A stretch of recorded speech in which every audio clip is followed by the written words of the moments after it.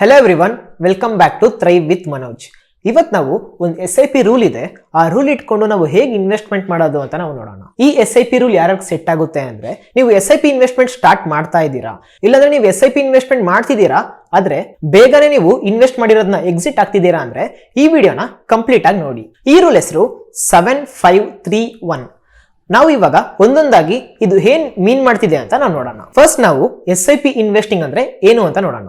ಇವಾಗ SIP investment ಅಂದ್ರೆ ನಾವು ಒಂದು ಸ್ಮಾಲ್ ಅಮೌಂಟ್ ನ ರೆಗ್ಯುಲರ್ ಆಗಿ ಇನ್ವೆಸ್ಟ್ ಮಾಡ್ಕೊಂಡೇ ಬರೋದನ್ನ SIP ಇನ್ವೆಸ್ಟಿಂಗ್ ಅಂತ ಕರಿತೀವಿ. ಈ 7531 ರೂಲ್ ಅಲ್ಲಿ 7 ಏನ್ ಹೇಳ್ತಿದೆ ಅಂದ್ರೆ, ನಾವು SIP ಇನ್ವೆಸ್ಟಿಂಗ್ ನ 7 ಇಯರ್ಸ್ ಮಾಡ್ಕೊಂಡೇ ಬರಬೇಕು. 7 ಇಯರ್ಸ್ ಮುಗಿಯಕ್ಕಿಂತ ಮುಂಚೆನೆ ನಾವು ಇನ್ವೆಸ್ಟ್ಮೆಂಟ್ ನ ನಾವು ಸೆಲ್ ಮಾಡಬಾರದು. ಮತ್ತೆ ಈ 7 ಇಯರ್ ಅಲ್ಲಿ ಏನ್ ಅಡ್ವಾಂಟೇಜ್ ಇದೆ ಅಂದ್ರೆ, ಇವಾಗ ನಾವು ನಿಫ್ಟಿಯಲ್ಲಿ ಇನ್ವೆಸ್ಟ್ ಮಾಡ್ತಿದೀವಿ ಅಂದ್ರೆ ನಮ್ಮ ಹತ್ರ 25 ಇಯರ್ಸ್ ಟ್ರ್ಯಾಕ್ ರೆಕಾರ್ಡ್ ಇದೆ ಅಲ್ವಾ.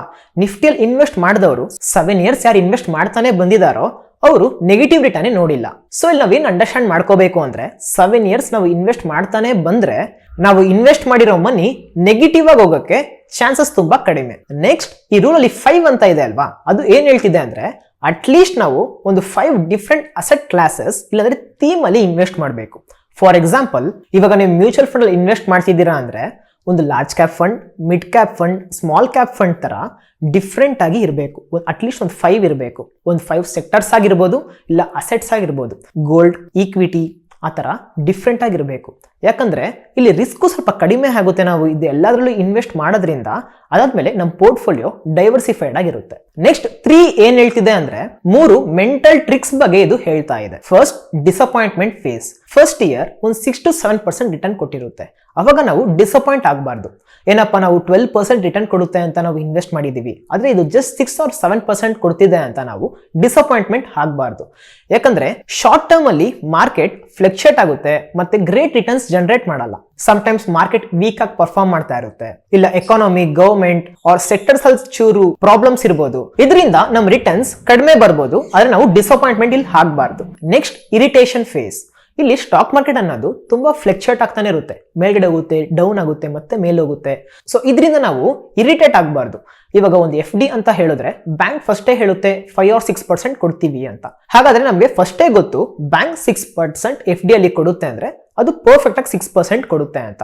ಆದ್ರೆ ಇಲ್ಲಿ ನಾವು ಈಕ್ವಿಟಿಯಲ್ಲಿ ಇನ್ವೆಸ್ಟ್ ಮಾಡೋದ್ರಿಂದ ಏನಾಗುತ್ತೆ ಅಂದ್ರೆ ಮಾರ್ಕೆಟ್ ಫ್ಲಕ್ಚುಯೇಟ್ ಆಗ್ಬೋದು. ಸೊ ಇದರಿಂದ ನಾವು ಇರಿಟೇಟ್ ಆಗಬಾರ್ದು. ಸಮ್ಟೈಮ್ಸ್ 10% ಕೊಡುತ್ತೆ, ಸಮ್ಟೈಮ್ಸ್ 15% ಕೊಡುತ್ತೆ. ಸೊ ಇದು ನಾವು ಅಂಡರ್ಸ್ಟ್ಯಾಂಡ್ ಮಾಡಿನೇ ಇನ್ವೆಸ್ಟ್ ಮಾಡಬೇಕು. Next, panic phase. ಸೊ ಇದರಲ್ಲಿ ಸ್ಟಾಕ್ ಮಾರ್ಕೆಟ್ ನೆಗೆಟಿವ್ ಆಗು ಹೋಗ್ಬೋದು. ಇವಾಗ ನಾವು ಇನ್ವೆಸ್ಟ್ ಮಾಡಿದೀವಿ ಅಂತ ಅನ್ಕೊಳ್ಳೋಣ. ನೆಕ್ಸ್ಟ್ ಇಯರ್ ಸಡನ್ ಆಗಿ ಮಾರ್ಕೆಟ್ ಒಂದು 15% ಕ್ರಾಶ್ ಆಯಿತು. ಅವಾಗ ನಾವು ಮಾಡಿರೋ ಇನ್ವೆಸ್ಟ್ಮೆಂಟ್ ನೆಗೆಟಿವ್ ಆಗಿ ಹೋಗೋಕ್ಕೂ ಚಾನ್ಸಸ್ ಇದೆ. ಸೊ ಇಲ್ಲಿ ನಾವು ಪ್ಯಾನಿಕ್ ಆಗಿ ಮಿಡಲ್ ಅಲ್ಲೇ ಸೆಲ್ ಮಾಡಬಾರ್ದು.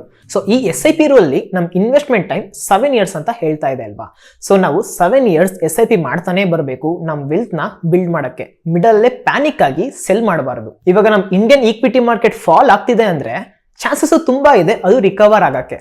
ಲಾಸ್ಟ್ ರೂಲ್ ಬಂದು 1 ಸ್ಟೆಪ್ ಅಪ್ ಎವ್ರಿ ಇಯರ್. ಹಾಗಂದ್ರೆ ಇವಾಗ ನಾವು SIP ಮಾಡುವಾಗ ಮಂತ್ಲಿ ಒಂದು 5000 ಇನ್ವೆಸ್ಟ್ ಮಾಡ್ತಿದೀವಿ ಅಂತ ಅನ್ಕೊಳ್ಳೋಣ. ಅದೇ ಸೆಕೆಂಡ್ ಇಯರ್ ನಾವ್ ಏನ್ ಮಾಡ್ಬೇಕು ಅಂದ್ರೆ, ನಾವು ಇನ್ವೆಸ್ಟ್ ಮಾಡ್ತಿರೋ 5000 ನ ಚೂರ್ ಇನ್ಕ್ರೀಸ್ ಮಾಡಿ ಇನ್ವೆಸ್ಟ್ ಮಾಡಬೇಕು. 5000 ಇರೋದನ್ನ ಒಂದು 5500 ಮಾಡಿ ಇನ್ವೆಸ್ಟ್ ಮಾಡಬೇಕು. ಅದೇ ಥರ್ಡ್ ಇಯರ್ ಆ 5500 ನ ಇನ್ನ ಚೂರು ಇನ್ಕ್ರೀಸ್ ಮಾಡಿ ಇನ್ವೆಸ್ಟ್ ಮಾಡ್ಕೊಂಡೇ ಹೋಗೋದನ್ನ ನಾವು ಸ್ಟೆಪ್ ಅಪ್ ಅಂತ ಕರಿತೀವಿ. ಇಲ್ಲ ಅಂದ್ರೆ ನಾವು ಪರ್ಸೆಂಟೇಜ್ ವೈಸ್ ಅಲ್ಲೂ ನಾವು ಇನ್ಕ್ರೀಸ್ ಮಾಡ್ಕೊಂಡೇ ಹೋಗ್ಬೋದು. 10% ಇಯರ್ ಆನ್ ಇಯರ್ ನಾವು ಇನ್ವೆಸ್ಟ್ಮೆಂಟ್ ಅಮೌಂಟ್ ನ ಇನ್ಕ್ರೀಸ್ ಮಾಡ್ಕೊಂಡೇ ಹೋಗ್ಬೋದು. ಹೀಗೆ ಮಾಡೋದ್ರಿಂದ ನಮ್ಮ ಫಿನಾನ್ಷಿಯಲ್ ಗೋಲ್ ನಾವು ಬೇಗನೆ ರೀಚ್ ಮಾಡಬಹುದು, ವೆಲ್ತ್ ಕೂಡ ಎಕ್ಸ್ಟ್ರಾನೇ ಗೇನ್ ಮಾಡಬಹುದು.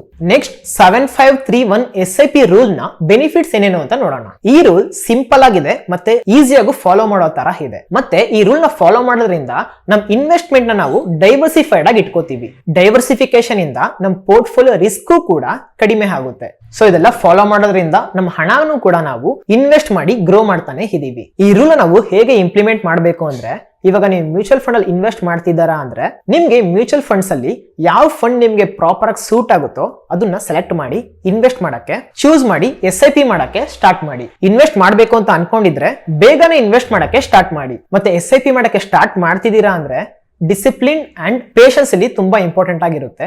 ಮತ್ತೆ ಮಾರ್ಕೆಟ್ ಫ್ಲಕ್ಚುಯೇಷನ್ಸ್ ಜಾಸ್ತಿ ಇರುತ್ತೆ, ಆದ್ರೂ ನಾವು ಪ್ಯಾನಿಕ್ ಆಗದೆ ಇನ್ವೆಸ್ಟ್ಮೆಂಟ್ ಮಾಡ್ಕೊಂಡೇ ಹೋಗ್ಬೇಕು. ಇದೇ ಇವತ್ತಿನ ವಿಡಿಯೋ.